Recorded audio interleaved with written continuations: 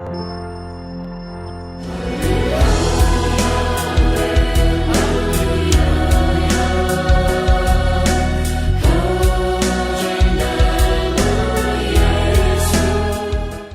Bapak Ibu yang dikasih Tuhan Yesus. Mari kita berdoa. Ya Bapa, kasih karunia-Mu yang ajaib yang memenuhi kami sehingga bisa bekerja bagi-Mu secara nyata. Dampak yang nyata bagi kemuliaan nama Tuhan Yesus saja selamanya. Amin. Shalom Bapak Ibu, mari kita lihat firman Tuhan yang diambil dari Kejadian 32 mengenai Yakub.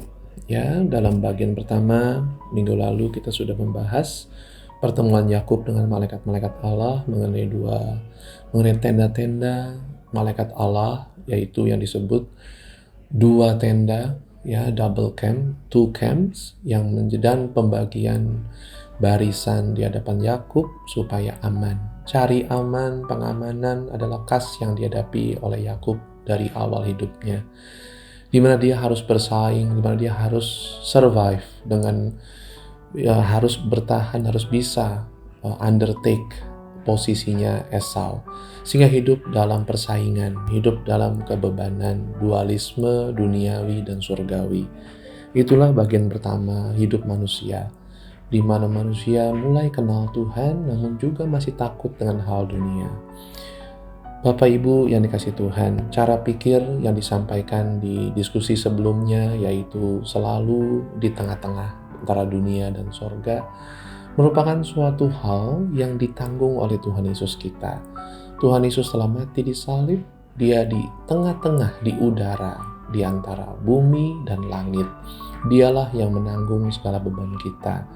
Dengan matinya di tengah-tengah antara langit dan bumi, di salib, tergantung di udara. Karena namanya sorga dan langit dalam bahasa Ibrani, Shamayim, sama, surga dan langit, maupun Oranos dalam bahasa Yunani, sama, surga atau langit.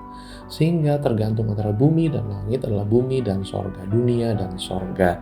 Tuhan telah menyelesaikannya di kayu salib, di tengah-tengah antara langit dan bumi. Sehingga Tuhan Yesuslah yang seharusnya telah menanggung keyakupan kita di Kejadian 32 awalnya.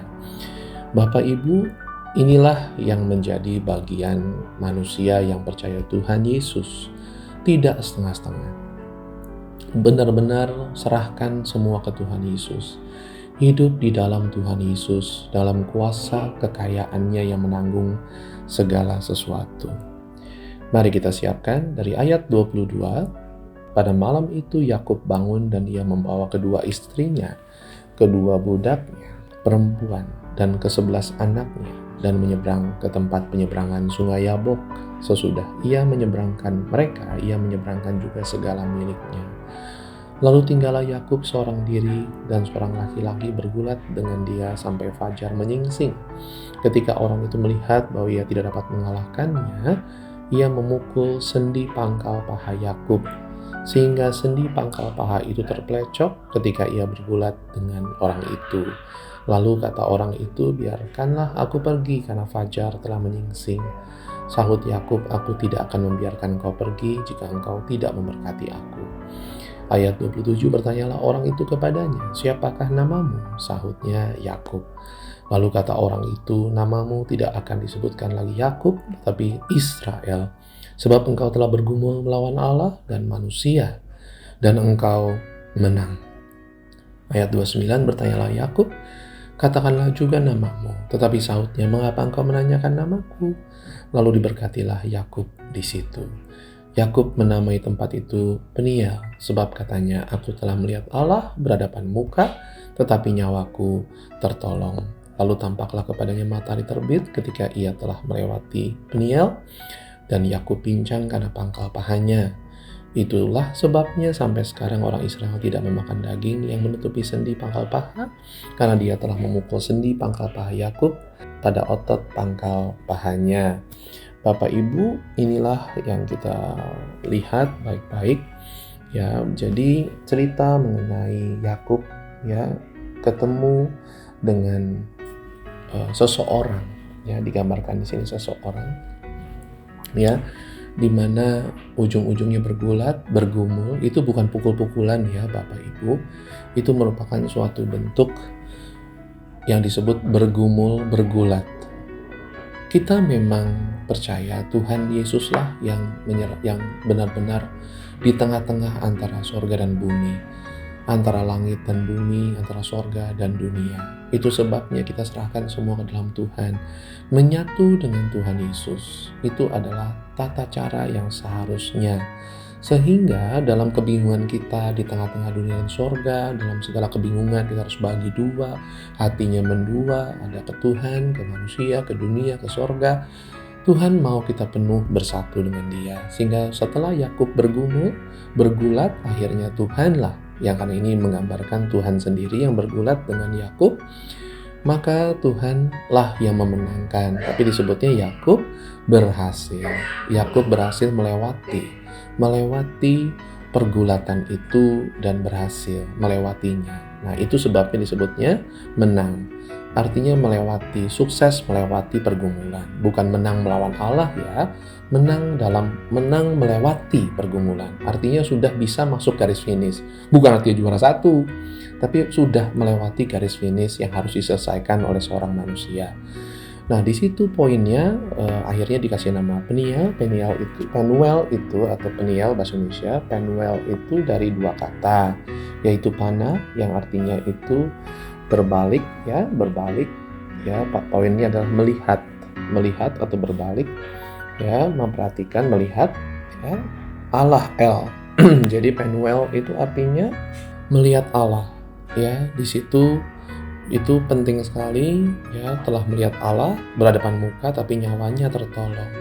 Nah, Bapak Ibu, pincangnya Yakub ya, yang namanya sudah jadi Israel atau Sarael ya, di sini poin penting ya. Jadi namanya sudah bukan Yakub katanya ya, tapi harus kasih nama Israel. Israel ini artinya Tuhan yang menang, Tuhan yang berkuasa. Dari dua kata Sarah ya, Sarah itu artinya berkuasa, dan El. Tadi kan kita tahu Penuel ya, Penuel itu artinya berhadapan muka dengan Allah ya, ketemu Allah gitu ya, melihat Allah.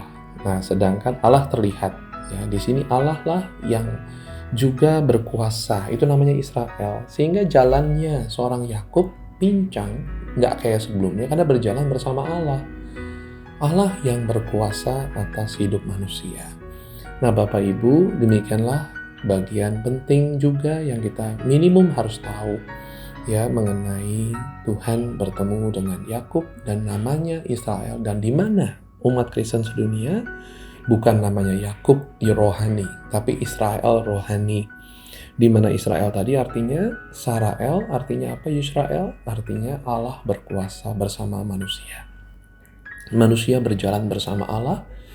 Jalannya pincang-pincang, tidak seperti manusia biasa karena bersama Allah. Allah lah yang memimpin, Allah yang berkuasa, kita selalu bersama Allah.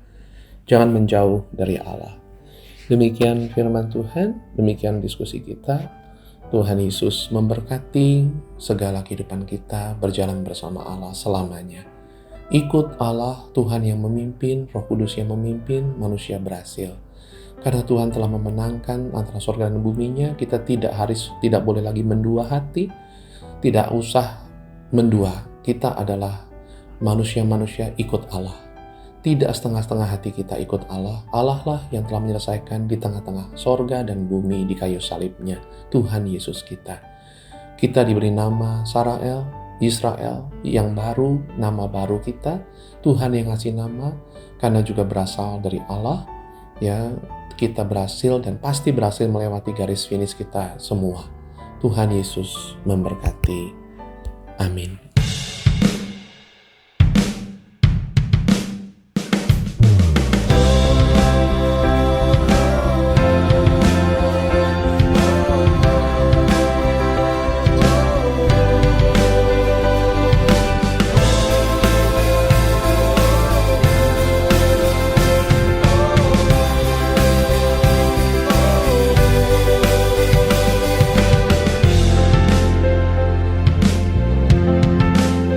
Gagah perkasa anak-anak Allah, mulia sempurna ciptaannya, kudus dan kasih landasannya, karya Yesus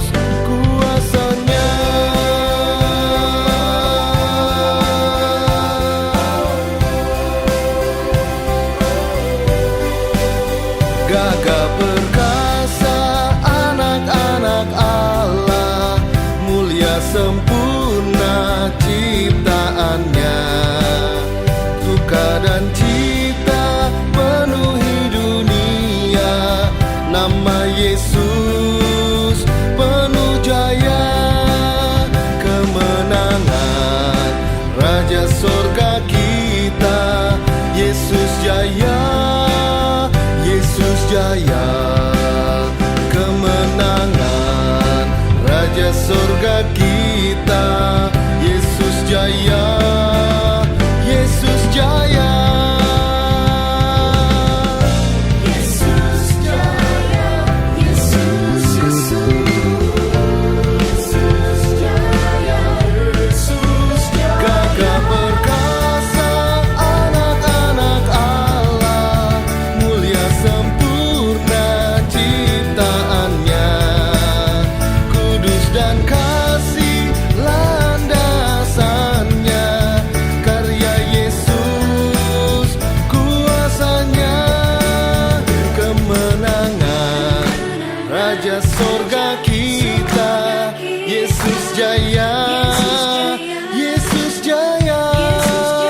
Kemenangan Raja Sorga kita, Yesus jaya,